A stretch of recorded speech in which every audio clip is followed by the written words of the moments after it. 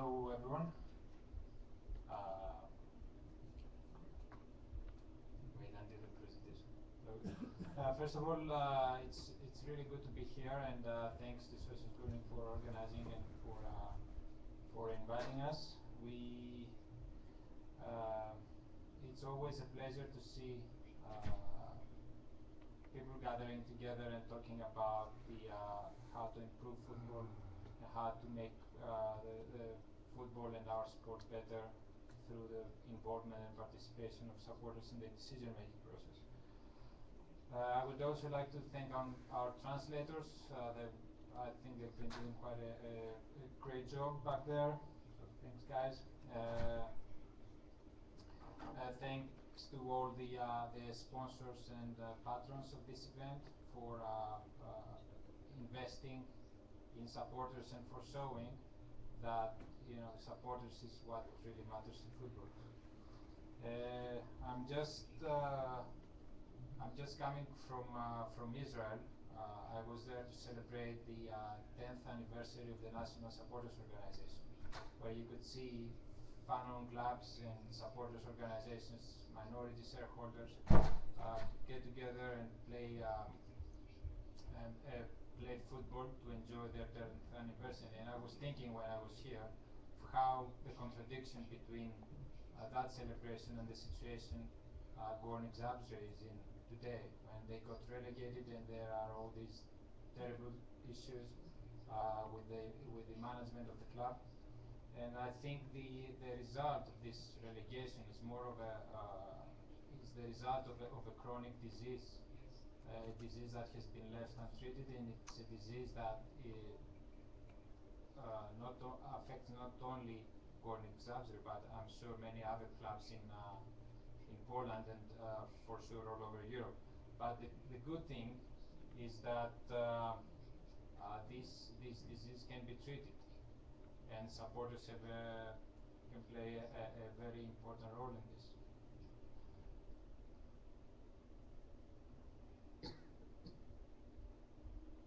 I'll briefly present who we are and what we do. SD Europe was founded in 2007 after a research, a pan-European research funded and supported by UEFA. We are a European organization of supporters that wants to achieve structured influence and participation and have a structured say in how the club is run. We help supporters, individual supporters come together and organize themselves. We help supporters organizations professionalize their work, and we help these organizations establish themselves as credible and equal stakeholders. So we know that supporters care about football. We just there are certain ways they need to present themselves so that people can, because there is this stereotype about football fans, and it's a barrier we need to overcome. We share experiences from Europe and good practices, things that worked in certain countries, similar problems other support organizations and clubs have faced, and how they solve them. We are working on the values of good governance, financial sustainability, active participation, dialogue, and transparency. We have been working since 2007 in more than 20 countries with individual groups and also national supporters organizations.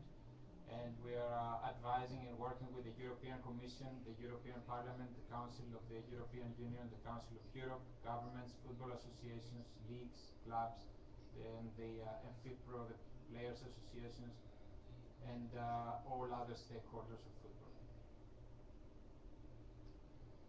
In 2013, the European Commission funded a project run by SD Europe, and as part of this project we ran a survey of about 12,000 fans, and 85% of these of the fans asked were not happy about the way the club is run, and also they felt that there are things they can do to improve this. And another result is when we ask them, would you prefer your club to have better players and win the league but stop existing after 5 years, or would you like it to be competitive but at the same time sustainable? I'm not sure you're surprised to find that they answered the latter, that they prefer the sustainability over short-term success. And football fans, how they can contribute. You know, there's a huge diversity in the fan base. There are tens of thousands or hundreds, depending on the club size, of fans going to the stadium that are very diverse compared to social, financial, professional, regional sectors. They have, but at the same time, they're experts in their field. They're experts in their business. And football clubs can take advantage of this expertise because supporters in football, in basketball, in sport, you see people following sport, volunteering and offering their knowledge and their assistance with asking nothing in return. This is a very good example is Hapoel Katamon Jerusalem, who have a benefit of nearly €750,000 from volunteering. And there are also other great examples. You will hear from Ancona in their work, their social work, what they do with integrating minorities, refugees, and other underrepresented groups in the social running in the society through the club. And they are supporters can offer out of the box thinking. They are the experts. They are the ones that are receiving the service, so they know what they need. And clubs very often don't ask them how they feel and what they need. So I would say that clubs need to take advantage of this. Clubs need to consult them, and clubs need to involve supporters more in the decision-making process.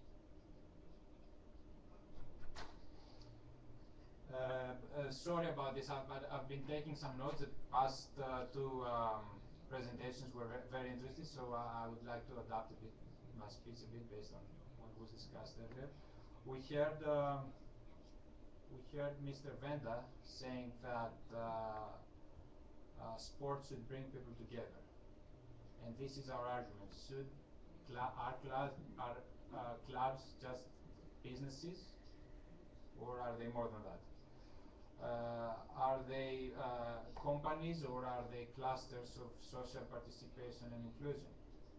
And if you think about it, back when football people started playing football and formed associations back in the 1900s, maybe, all clubs were formed as members associations. So they were formed as groups of people from a city or a local community that formed this club to reflect their idea of community. So this is why clubs are, at their beginning, they were interlinked with the local and maybe the wider and the national and international community. And clubs were not built for profit.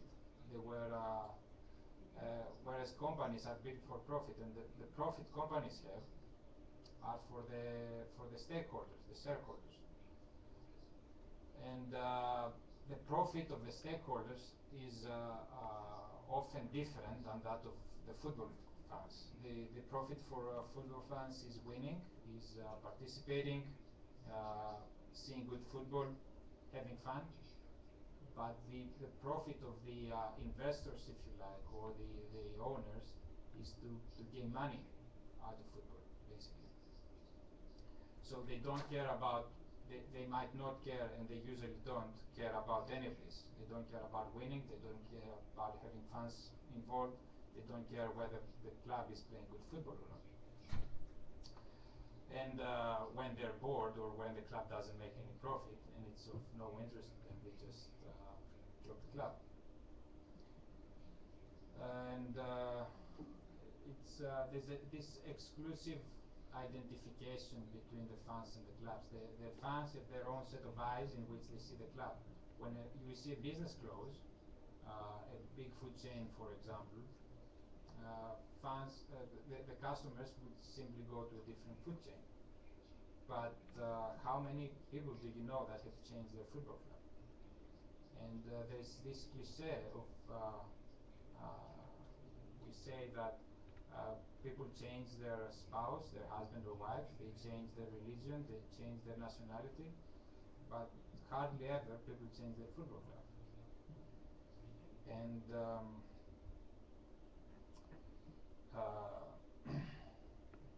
fans identify with their club, and when this is lost, when the club becomes something different to what the clubs, to what the fans believe, then they just go away and create their club the way they see it, the way it reflects their values.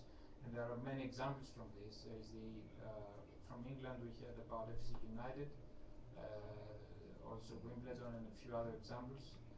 There are clubs in Israel, in Germany, in Poland, in Belgium, in Italy.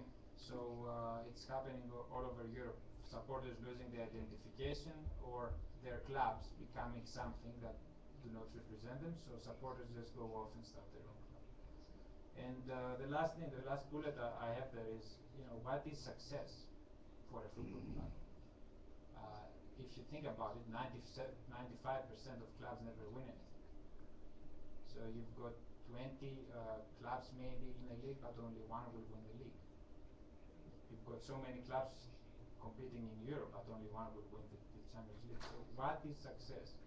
And the success is the what fans want to see from their club. And it's the stuff I mentioned earlier about participating in good football. And as sometimes you say, it's all about the drama. It's not always about winning something.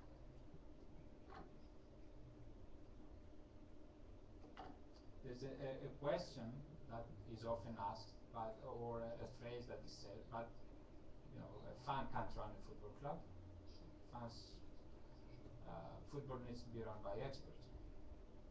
And I think that this is a very insulting thing, also personally. But I think it's very insulting for many of the people here, because I'm sure many of you are who are already running football clubs or who are already participating in the running of the leagues or any other body are pretty capable of doing it. So, and you're already fans.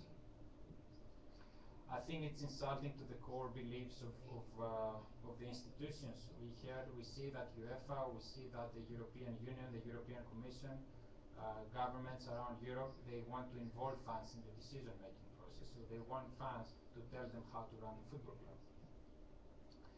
And I think it's also insulting to everybody as citizens, because how do we ask, and to link this with the last bullet, not everyone can run a community, but those running it should be selected by the community. So how do you trust people to vote for the city or for the government, but you don't trust them to vote or run their football club?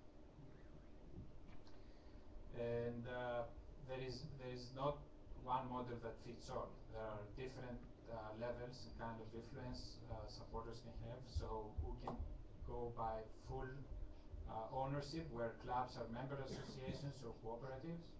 We have the 50+1 rule we heard from Germany, which is also applied in Sweden and Norway. We have minority shareholding, where fans can have 20%. We will hear from Swansea. Great presentation. I've heard it before. You're going to love it. We've got golden shares, so special agreements that grant the fans veto rights on stadium names, stadium location, transfer of the club, the colors or the logo, stuff like that. And there's also the informal influence, where the dialogue takes place in the background. It's not public. There are just certain areas where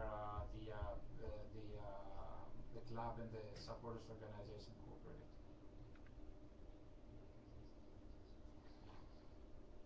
And from surveys we have done, but also from experience we have working in Europe nearly 10 years now, we have gathered, a list of benefits for a supporter involvement. And you heard Mr. Brenda say earlier, speak a lot about transparency and how the participation funds can improve the running of the clubs. We think that fans, being one of the only stakeholders that are interested in the long-term sustainability of the club, you see players come and go, you see coaches come and go, owners come and go, but the fans remain to pick up the pieces. And it is them who are really interested in the long-term sustainability of the club. They want the club to exist after 10, after 20, after 50 years, nobody else. So this is why governance, the way the club is structured, the way the club operates, the finances of the club can be improved through the involvement of fans. Also increased transparency. Member association, or when fans are involved on the boards or as stakeholders, tend to be more transparent because information is shared, and the decision-making process and also the finances can be data back. Participating fans are happier, tend to be happier, so this leads to increased attendances, and these both lead to happier sponsors and to increase financing of the club. So fans basically are the only financing body of a football club, because they fund it not only directly but also indirectly. All the money that comes into a football club comes into it because of the fans. If it wasn't for the fans, we would be talking about a different game, and I'm not sure too many people would be willing to invest in it. It also leads to less misunderstanding and better dialogue, and which in turn leads to less violence. So when you feel your club is your ownership, when you feel responsible for the club, you are less likely to, you're more likely to behave inside the stadium, and all of that leads to a better sport.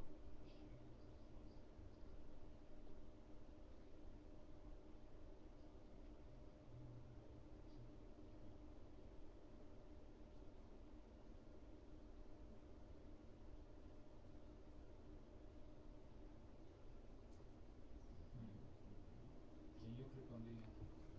This was a video shot by Miss Vasiliou. Play.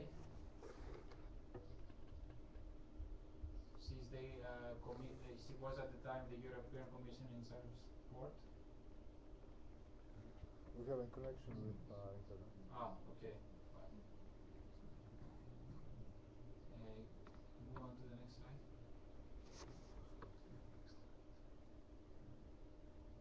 It is the last one. I think there should be one more. It's the last one. Okay. So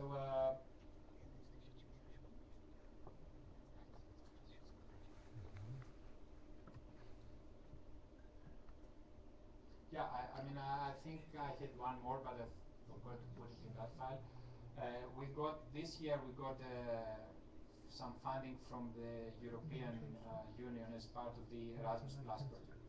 And in this project we have 13 partners from 6 different countries and of different sizes.